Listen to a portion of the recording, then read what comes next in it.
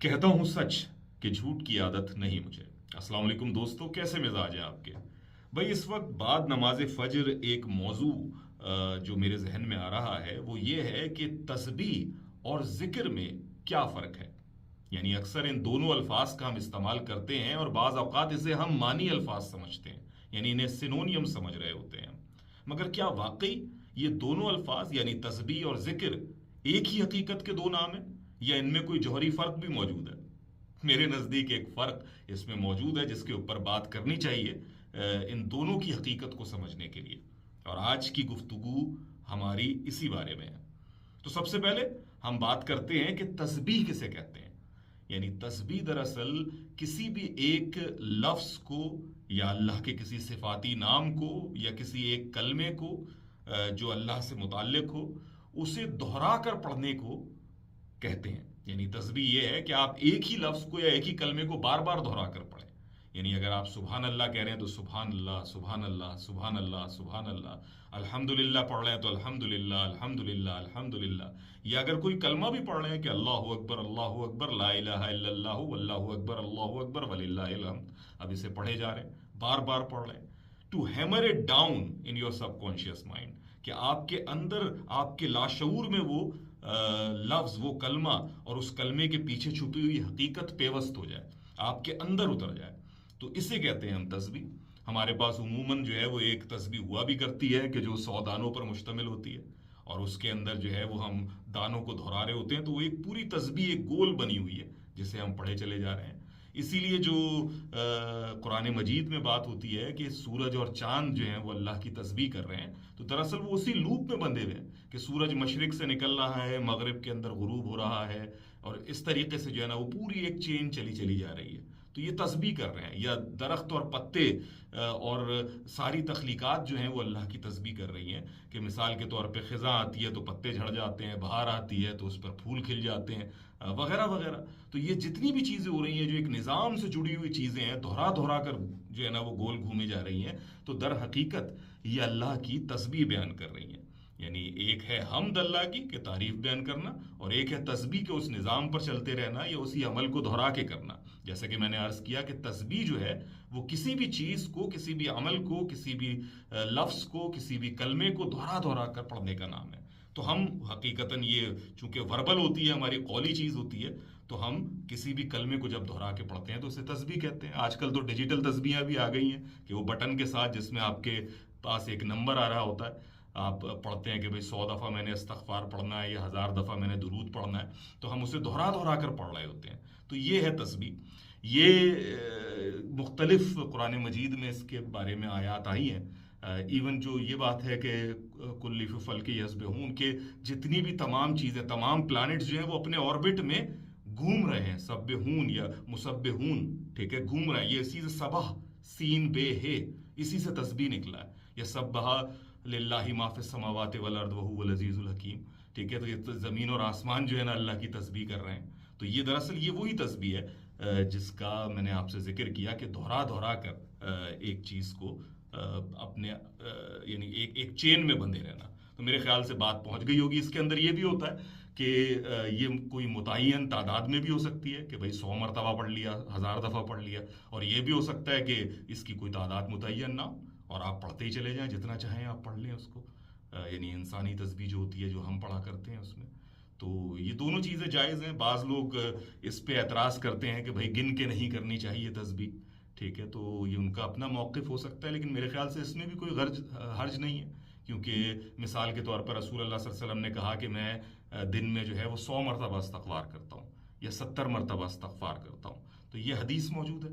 इसी तरीके से हज़रत फ़ातिमा रज़ी अल्लाह ताला अन्हा को बताया कि भाई सुबहान अल्लाह अल्हम्दुलिल्लाह अल्लाहु अकबर पढ़ो 33 33 34 दफ़ा।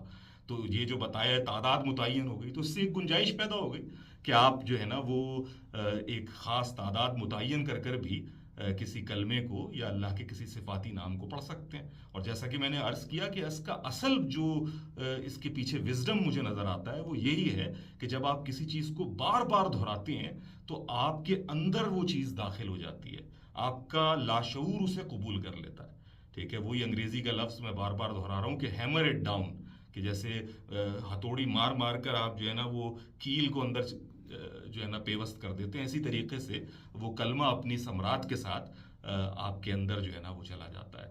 تو اس لحاظ سے جو ہے نا وہ تسبیح بڑی اہم ہے، اور مختلف تسبیحات ہیں، ان کے مختلف ثمرات ہیں۔ بعض جو علماء ہیں بالخصوص جیسے پروفیسر احمد رفیق اختر صاحب ہیں، وہ باقاعدہ تسبیحات جو ہیں دیتے بھی ہیں۔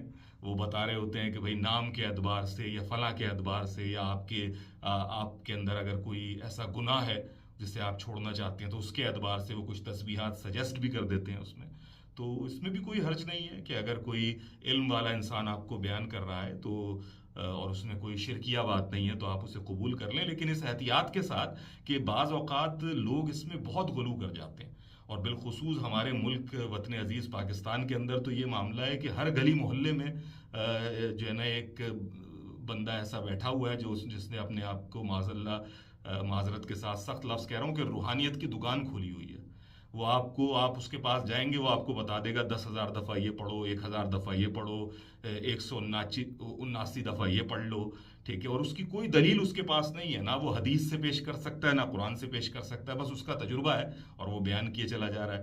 پھر یہ جتنی بھی یہ ریلیں چل رہی ہیں، یہ یوٹیوب پہ اور ٹک ٹاک پہ اور انسٹاگرام پہ، اس پہ بھی کوئی جو ہے نا گمنام سے صاحب بتا دیں گے کہ اتنی 100 دفعہ فلانی چیز پڑھ لو تو کینسر بھی ٹھیک ہو جائے گا آپ کا۔ تو یہ باتیں بہت ہی غلط ہیں، یہ بلکہ ایک اسلام دشمنی لگتی ہے مجھے، کیونکہ پھر جب آپ کسی کی امید باندھ دیتے ہیں اور وہ اس پہ عمل کرتا ہے، ہزاروں دفعہ کسی کلمے کو پڑھتا ہے، اور پھر اس کو وہ نتیجہ حاصل نہیں ہوتا جو اس ویڈیو میں دعویٰ کیا گیا ہوتا ہے، تو وہ پھر دین سے ہی بعض اوقات جو ہے وہ متنفر ہونے لگتا ہے۔ لیکن حقیقت یہ ہے کہ آپ کو یہ دیکھنا چاہیے کہ جو تسبیح بیان ہو رہی ہے کیا وہ قرآن اور سنت میں ہے، رسول اللہ صلی اللہ علیہ وسلم نے اسے سجیسٹ کیا ہے، نہیں کیا ہے تو پھر لوگوں کے تجربات ہیں، اسے دیکھیں کہ آپ کی استعداد کیا ہے، کیا پڑھنا ہے کیا نہیں پڑھنا ہے۔ پھر تسبیحات میں یہ بھی ہوتا ہے کہ بھائی یہ جو ہے نا وہ گرم اثر رکھتی ہے، اور یہ جو ہے نا وہ ٹھنڈا اثر رکھتی ہے، وغیرہ وغیرہ۔ میرے خیال سے ایسا کوئی معاملہ نہیں ہے، اور اگر ہے بھی تب بھی جو ہے اس کے اندر کوئی ایسی قباحت نہیں ہے کہ اگر کہ آپ ایک حد سے تجاوز نہ کریں تو تسبیحات آپ کوئی سی بھی پڑھیں، کوئی سی بھی کلمہ ایسا جو کہ آپ پڑھ سکتے ہیں، اس میں کوئی حرج نہیں ہے، اصل میں اللہ کی یاد ہے۔ تو یہ ہو گیا جناب تسبیح کی بات۔ اب آ جاتے ہیں ذکر کی طرف۔ ذکر کسے کہتے ہیں؟ ذکر جو ہے وہ اس کا اگر میں ترجمہ کروں تو اس کا مطلب ہے ریمائنڈر، یعنی انگریزی میں اس کا ترجمہ ہوگا کہ ریمائنڈر، یاد دہانی اردو میں کہہ لیجئے کہ یاد دہانی کسی چیز کی کیا ہوتی ہے کہ آپ کو کوئی بات معلوم ہے لیکن آپ کو کوئی یاد دہانی کرا رہا ہے اس کی، کہہ رہے بھول مت جانا، یا اگر تم بھول رہے ہو تو یاد ہے تمہیں، تو یہ یاد دہانی ہے ذکر۔ ذکر کا مطلب یاد دہانی، جیسے کہ آپ الارم لگا لیتے ہیں کہ وہ آپ کو یاد دلا دے کہ ہاں بھائی تم نے اپنا اپوائنٹمنٹ اٹینڈ کرنا ہے، ٹھیک ہے، تو یہ یاد دہانی ہے، پتہ ہے آپ کو کہ اپوائنٹمنٹ ہے، لیکن آپ نے اس کو ایک دن پہلے الارم بھی لگا لیا اور پتہ چل گیا کہ ارے ہاں یار یہ یاد رکھنا ہے میں نے نا۔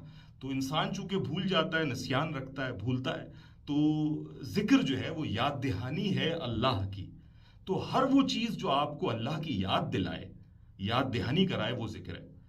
وہ یعنی نماز ہے تو نماز اللہ کی ذکر ہے، اسی لیے نماز کو باقاعدہ ذکر کہا گیا ہے قرآن میں، ٹھیک ہے۔ قرآن مجید نے اپنے آپ کو یعنی قرآن حکیم کو الذکر کہا ہے، سب سے بڑا ذکر، دی ذکر، ٹھیک ہے۔ تو قرآن مجید پڑھنا، اس کو سمجھنا، یہ بھی ذکر ہے، ٹھیک ہے۔ یہ جو تسبیحات ہم بات کر رہے ہیں یہ بھی ذکر کی ایک فارم ہے، کیونکہ اگر آپ سبحان اللہ بھی پڑھ رہے ہیں تو آپ اللہ کو یاد کر رہے ہیں۔